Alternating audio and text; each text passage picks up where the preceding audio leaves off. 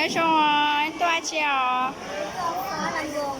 tôi phone đồ nói chiềuวันครูเหรอนี่ฝนจงก็หายใจสมเสครูเหรอก็นี้ตัวฝนจงก็หายใจสมเสคุยเหรอฝนขอตัวห้องเฮียนนะเชียวบายบายดูบายบายนี่สบายดีมาเห็นอย่างเนาะเราฟ้อนเพลงอย่างเพลงอย่างลูกคิดถึงคุณครูฟ้อนอยู่สายสี่หาวงวันนี้รู้สึกเป็นจังไดดีใจตื่นเต้นก่อนบายบายเน่สบายดีพ่อหลานสิไปเห็นอย่างนี่พ่อหลานไปเห็นอย่างวันนี้วันอย่าง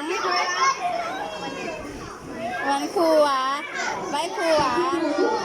นู่นน่ะเราตัวไว้ครูเราจะสอนเข้าสู่อาจารย์บุญโยมเลยเด้อที่จะร้องก่อนนะอาจารย์ทำมั่งลืมสวดมนต์นะโอเค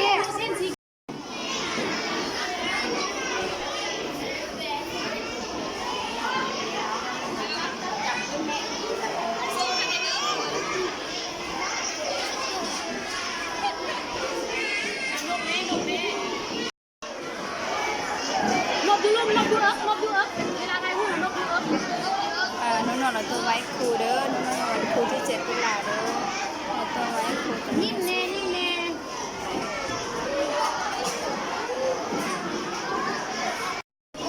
สบายดีพ่อหลานเขาหลานอยู่ในความสงบแดนเราต้องมือหนึ่งบาทวันนี้พ่อหลานมาเห็นอย่างมาฟ้อนวันอย่างเขาตั้งก็ได้นะเขาตั้งอยู่เฮียได้เราเป็นละครจริงเนาะขึ้นหับผ่องม้วนบ่เอาเย่เด้เขาก็สื่อเป็นหัวใจหาเอาตามหน้าอีก10 คน